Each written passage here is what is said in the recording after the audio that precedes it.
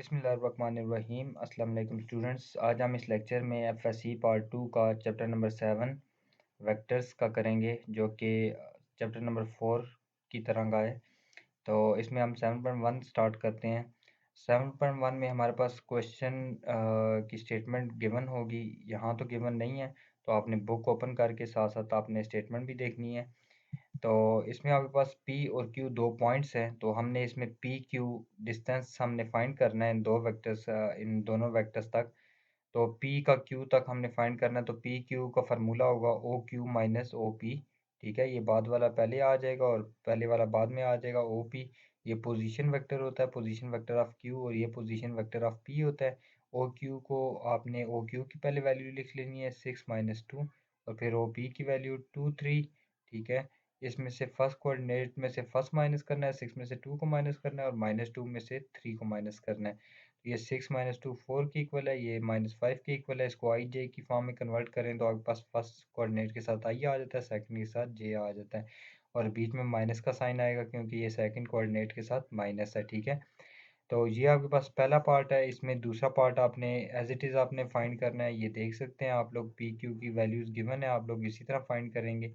Question number 2 है, given that you vector एक दिया हुआ है, इसका मैग्नीट्यूड फाइंड करना है। मैग्नीट्यूड कैसे फाइंड करते हैं? स्क्वायर रूट आई के कोफिशिएंट का स्क्वायर मतलब 2 का स्क्वायर, और जे के कोफिशिएंट का स्क्वायर -7 का स्क्वायर। तो ये आपके पास स्क्वायर रूट 53 आंसर आ जाएगा। इसी तरह दूसरा पार्ट, तीसरा पार्ट इसी तरह होंगे। तो ये थर्ड क्वेश्चन है, given that U V and W तीन वेक्टर्स दिए हुए हैं, जस्ट आपने U plus V minus W find करना है। यू वी डब्ल्यू की वैल्यूज पुट करनी है। ठीक है, ये यू की है, फिर प्लस वी की है, माइनस डब्ल्यू की है। आई वाला आई में ऐड होगा, जे वाला जे में, के वाला के में। दूसरा पार्ट आपने as it is U V W की वैल्यू पुट करके आपने इनको मल्टीप्लाई करके जो जो वैल्यूज बाहर लिखी हैं इनको सिंप्लीफाई करना है। तीसरा पार्ट भी इसी तरह करना है। फोर्थ पार्ट में हमारे पास given that A B C and D, आपके पास ये चार वेक्टर्स हैं। तो इसमें वो कह रहा है कि ए बी और सी डी का सम फाइंड करना है। ये क्वेश्चन के अंदर स्टेटमेंट होगी कि find the sum of A B and C D, तो A B plus C D करना है। तो ए बी आपके पास क्या होगा? ये ओ बी माइनस ओ ए।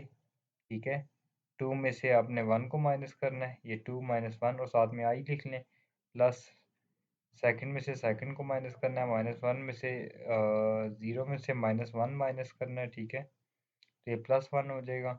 और फिर आपने सी डी फाइंड करना है। सी डी क्या होता है? -2 और माइनस माइनस प्लस +1 हो जाएगा, और 2 माइनस थ्री, 2 माइनस थ्री जे। तो इसको आप सिंप्लीफाई करें तो आपके पास ये इसका सोल्यूशन आ जाएगा। ठीक है, तो question number 5 A B A B दिया हुआ है, बी वैल्यू दी हुई है, और ए बी का फार्मूला होता है ओ बी माइनस ओ ए। तो A B equal to O B minus O A.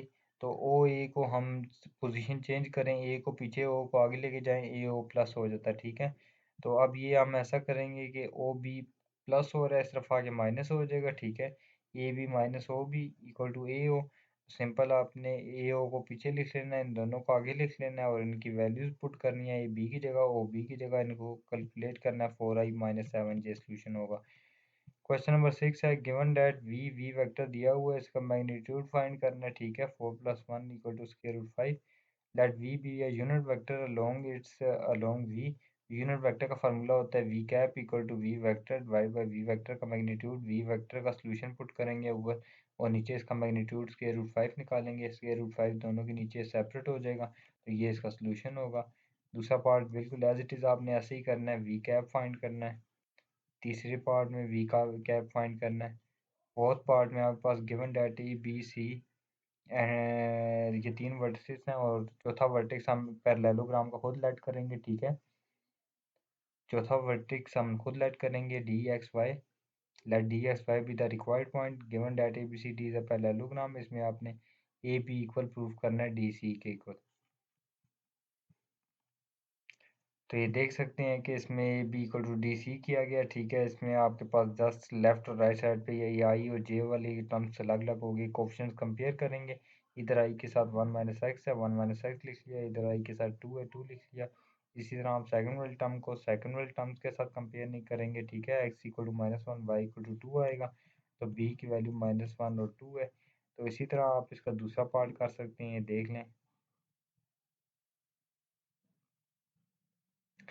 8 part में आपके पास फिर A C D and A B the required point, तो A D C B C D दिया हुआ है, बी भी है, सी भी है, डी भी है, ए नहीं है, तो ए को हम ए एक्स वाई लेट कर लेंगे। तो ए को एक्स वाई लेट करें तो इसमें भी A B equal to D C रखेंगे, ए बी का ये फार्मूला, डी सी का ये फार्मूला, इसमें एक्स वाई फाइंड करेंगे, -2 आ जाएगा। दूसरा पार्ट ये आप लोग देख सकते हैं, काफ़ी इजी है, ये आप लोग भी कर सकते हैं। फिर तीसरा 9वें क्वेश्चन में ये है कि ओ है, ए है, बी है, O P is equal to A B, let P X Y be the required point, O P is equal to A B रखा। तो इसमें हमारे पास ओ पी की ये वैल्यूज़ होंगी और इधर ए बी की वैल्यूज़ होंगी, ठीक है। इसमें आप लोग एक्स माइनस ज़ीरो करें तो एक्स ये होता है, यहाँ पे आप एक्स और वाई निकाल के P4 - 7 is the required point, तो ये आपके पास रिक्वायर्ड पॉइंट है। Given that A B C and D, इसमें 4 पॉइंट्स है। To prove that A B C D is a parallelogram, सबसे पहले आपने ये डायग्राम बना लेनी है, ए बी सी डी, फिर ए बी फाइंड करना है, फिर डी सी फाइंड करना है, फिर उसके बाद ए डी फाइंड करना है, फिर बी सी फाइंड करना है। तो ये चारों आंसर निकालने के बाद उसी डेट हम देख सकते हैं ए बी डी सी के बराबर है, ठीक है। And A D equal to B C, therefore A B C D is a parallelogram, ठीक है। क्वेश्चन नंबर 11 है, given that B C and D अब तीन वर्टिसेस ये हैं, ये नहीं है तो ए को एक्स वाई लेट कर लेंगे और बाकी सारा काम वही करेंगे।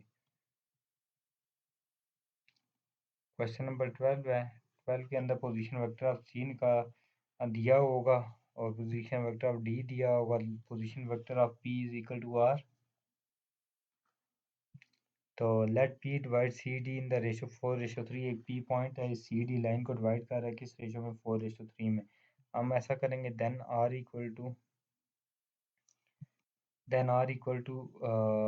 फोर, रेशो की पहली टर्म 4 और पोजीशन वेक्टर ऑफ डी को मल्टीप्लाई करना है +3, पोजीशन वेक्टर ऑफ सी को मल्टीप्लाई करना है, नीचे दोनों रेशोज को प्लस कर लेना है। तो आर की वैल्यू आपके पास आ जाएगी 18/7 आई -1/7 जे। अब ये इसका दूसरा पार्ट है, ये दूसरा पार्ट है। दूसरे पार्ट के अंदर अच्छा ये 12वां क्वेश्चन था, फिर उसके बाद 14वां क्वेश्चन है।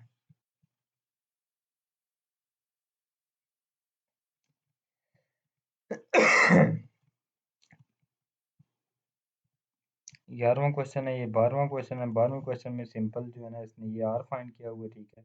दूसरा क्वेश्चन बिल्कुल एज इट इज़ है, ये आप लोग कर सकते हैं।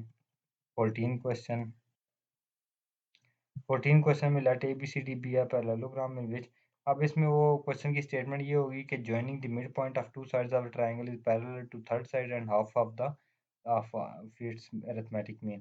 तो सिंपल आपने ए के साथ पोजीशन वेक्टर ए लिखना है, बी के साथ बी, सी के साथ सी। तो ये इन इसका मिड पॉइंट निकालना है, मिड पॉइंट कैसे निकालेंगे, a+b/2, और इसका मिड पॉइंट कैसे निकालेंगे, a+c/2। ये मिड पॉइंट सिंपल आप एंड वाले पॉइंट्स को ऐड करते हैं, 2 पे डिवाइड करते हैं। तो ये सब के पोजीशन वेक्टर्स आ गए हैं, पोजीशन वेक्टर ऑफ डी और ई भी आ गया, ठीक है। तो अब हम ऐसा करते हैं, D equal to O E minus O D रख लेते हैं। ये डी ई लाइन फाइंड करनी है और बी सी फाइंड करनी है, ठीक है। ये आप लोगों के सामने है, ये D equal to C minus बी/2। अब B C equal to O C minus O B, B C की वैल्यू सी माइनस बी है, ठीक है। सी माइनस बी की जगह हम बी सी पुट करेंगे, तो ये D equal to 1/2 B C हो गया। This shows that D parallel B C, ये तो डी पैरेलल हो गया B C and D equal हो गया 1/2 बी सी के। ये लास्ट क्वेश्चन है, let A B C D be are quadrilateral in which O A equal to A. अब इसमें हमारे पास पोजीशन वेक्टर दिए हुए हैं, ए का ए है, बी का बी है, सी का सी है, डी का डी है। तो क्वाड्रिलेटरल एक ऐसी शेप होती है जिसमें इरेगुलर शेप होती है, जिसकी कोई मतलब एक रेगुलर शेप नहीं होती। और इनके ये क्वाड्रिलेटरल है, ये देख सकते हैं आप लोग। इसके मिड पॉइंट्स जो होते हैं ना, इसका इसका इसका इसका, इनको आपस में ज्वाइन करें तो ये हमारे पास हमेशा और ये बनता है पैरेललोग्राम बनेगा, ठीक है। तो ये देख लें सिंपल, ये इनकी वैल्यूज़ निकालेगा। सबसे पहले इसने ई एफ निकाला हुआ है, फिर एच जी निकाला हुआ है, फिर ई एच निकाला हुआ है, फिर एफ जी निकाला हुआ है। From 1 2 3 and 4 we get E F is equal to H G and E H is equal to F G. E F G H is a parallelogram. ये आपका प्रूफ हो गया। ये लास्ट वाले क्वेश्चन इंपॉर्टेंट है, ठीक है, इनको अच्छे से करें। तो इंशाल्लाह हम नेक्स्ट एक्सरसाइज में नेक्स्ट लेक्चर के साथ मिलते हैं। अपना ख्याल रखिएगा। अल्लाह हाफिज़।